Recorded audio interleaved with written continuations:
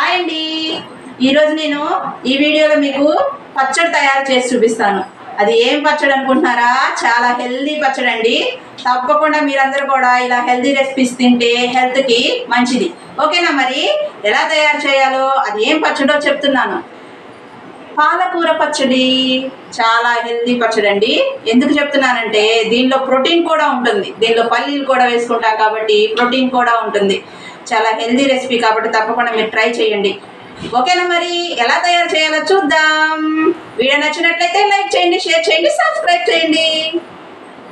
First మనం బాండీలో oil తీసుకోవాలి. ఒక 6 స్పూన్లు ఆయిల్ తీసుకోవాలి. 6 కానీ 7 కానీ తీసుకోవచ్చు. అలా తీసుకొని మనం ఫస్ట్ పచ్చిమిరపకాయలని ఫ్రై చేసుకోవాలి. పచ్చిమిరపకాయలు ఇలాగ మనం క్లీన్ చేసుకొని పెట్టుకొని వాటిని మనం ఇలాగా తుంచేసుకోవాలి. లేకపోతే పచ్చిమిరపకాయలు పేలుతాయి. ఇది ఒక టిప్ అండి. కంపల్సరీగా మనం పచ్చిమిరపకాయలని ఇలాగా కట్ చేసుకోవాలి మధ్యలోకి. ఓకేనా? ఇలా చేసుకున్న తర్వాత మనం ఇదే ఆయిల్లో పాలకూరని ఫ్రై చేసుకున్నాం. పచ్చిమిరపకాయలు ఒక 8 పచ్చిమిరపకాయలు, 7 పచ్చిమిరపకాయలు, మీరు కారాన్ని బట్టి పచ్చిమిరపకాయలు వేసుకోండి. పిల్లలు ఉన్న వాళ్ళు అయితే కొంచెం తక్కువ వేసుకుంటాం కదా, అందుకని చెప్పేసి నేను అలా చెప్తున్నాను. ఓకేనా? ఇలా లైట్గా పచ్చిమిరపకాయలు ఫ్రై చేసేసుకున్నాం. బాగా వేగిపోకూడదు, లైట్గా ఫ్రై చేసుకోవాలి. ఇట్లాగా కొద్దిగా వైట్ కలర్లో మారుతుంది పచ్చిమిరపకాయలు. అప్పుడు ఆ స్టేజ్లో మనం తీసేసుకోవడమే.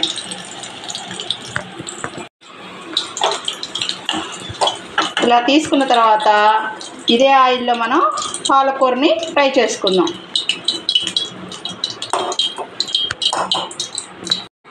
ఇలా పాలకూరని మనం ముందుగానే కట్ చేసుకొని పెట్టుకోవాలి. బాగా క్లీన్ చేసేసుకొని కట్ చేసుకోవాలి. ఇప్పుడు ఈ ఆయిల్లోనే వేసుకుందాం. ఇలా బాగా మగ్గనివ్వాలి. ఇట్లాగా మనం ఫ్రై చేసేసుకోవాలి. బాగా పాలకూర మొత్తం మగ్గనివ్వాలి. బాగా మరీ ఎక్కువ ఫ్రై చేయకూడదు, మాడిపోయినట్లుగా. ఆకుకూర కదా, ఊరకనే మగ్గిపోతుంది. ఇలా ఫ్రై చేసుకొని ఇప్పుడు ఆయిల్ మనకి మిగులుతుంది. ఇట్లాగా ఈ ఆయిల్ ఇట్లానే ఉంచేసుకొని తర్వాత తాలింపులోకి ఉపయోగించుకోవచ్చు. ఓకేనా? ఇది తీసి కూడా పక్కన పెట్టుకుందాం. పచ్చిమిరపకాయలు, పాలకూర ఫ్రై చేసుకొని పక్కన పెట్టుకున్నాం కదా. ఇప్పుడు మనం ఇవి చల్లారేలోపు ఏమేమి వేసి పచ్చడి తయారు చేసుకోవాలో చూపిస్తాను. మనం కొద్దిగా చింతపండు తీసుకొని మిక్సీ జార్లో వేసుకొని మిక్సీ చేసుకోవాలి. ఫస్ట్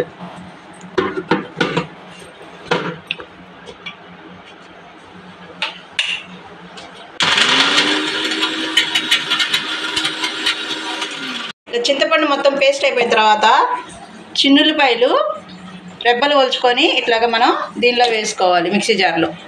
తర్వాత ఇందులో మనం ఉప్పు వేసుకున్నాం. రుచికి తగినంత ఉప్పు వేసుకోవాలి.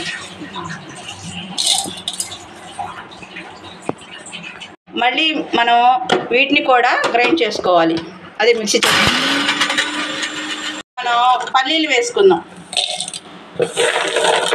చింతపండు, ఉప్పు, వెల్లుల్లిపాయలు మొత్తం మిక్సీ చేసుకున్నాక పల్లీలు వేసుకోవాలి.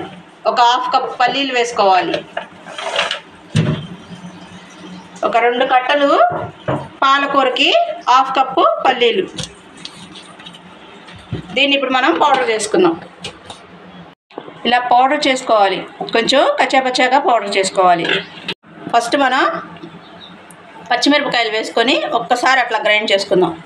మిక్సీని ఎక్కువగా తిప్పకూడదు, ఊరికనే మెదిగిపోతుంది మిక్సీలో. మరీ పేస్ట్ లాగా ఉండకూడదు పచ్చడి.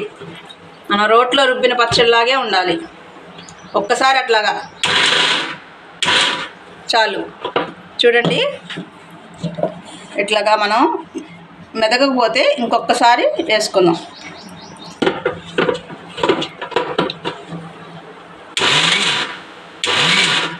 అట్లాగా ఎక్కువసేపు తిప్పితే ఏంటంటే మనకి గ్రైండ్ అయిపోతాయి అన్నమాట. అక్కడక్కడ తగులుతున్నట్లు ఉండాలి పచ్చిమిరపకాయలు. ఇలాగా పచ్చిమిరపకాయలు తగులుతున్నట్లు ఉండాలి. తర్వాత దీనిలో పాలకూర వేసేసుకుందాం.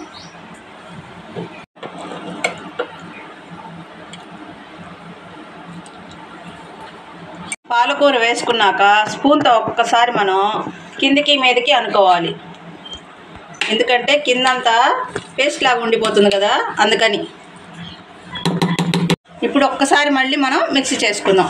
మిక్సీని ఫాస్ట్గా తీపొద్దండి, ఒక్కసారి ఒక్క బ్లెండ్ వచ్చిన తర్వాత ఆపేసుకోండి. అట్లాగా ఊరికనే మెదిగిపోతుందండి. ఇంకొకసారి అట్లా చూసుకుంటూ వేసుకోవాలి. ఒక్కసారి తిప్పేస్తే ఏంటంటే పేస్ట్ అయిపోయింది చట్నీ. ఇలా గ్రైండ్ చేసుకునేటప్పుడు మధ్యలో మనం కొత్తిమీరని ఇలా కట్ చేసేసుకొని వేసుకోవాలి. బాగా వాష్ చేసుకొని కొత్తిమీరని కట్ చేసుకొని వేసుకుంటే బాగుంటుంది. కొత్తిమీర కొంచెం తక్కువైనా పర్వాలేదండి, నేను కొంచెం ఎక్కువ వేసాను, మేము కొద్దిగా ఎక్కువ తింటాం కాబట్టి. ఇప్పుడు దీన్ని కూడా మనం గ్రైండ్ చేసుకుందాం. మనకి పాలకూర ఫ్రై చేసుకున్న ఆయిల్ ఉంది కదా, అదే ఆయిల్లో ఇప్పుడు మనం తాలింపు వేసేసుకుందాం. ఫస్ట్ ఎండుమిరపకాయల్ని ఫ్రై చేసుకుందాం. ఇప్పుడు ఇందులో మనం పోపు దినుసులు వేసుకున్నాం.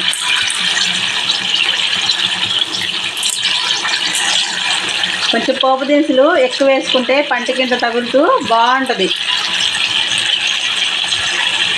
అయిన తర్వాత మనం కరివేపాకు వేసుకుందాం.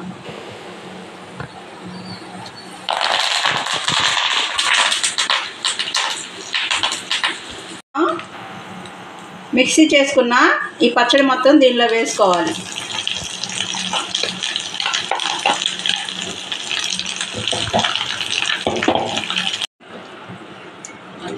పాలకూర పచ్చడి అయితే రెడీ అయిపోయింది.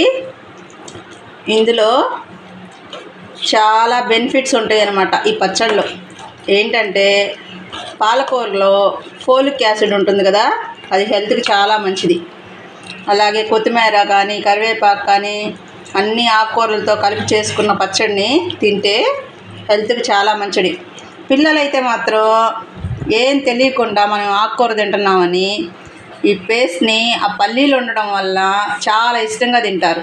ఓకేనా అండి? మరి వీడియో నచ్చినట్లయితే లైక్ చేయండి, షేర్ చేయండి, సబ్స్క్రైబ్ చేయండి. బాయ్.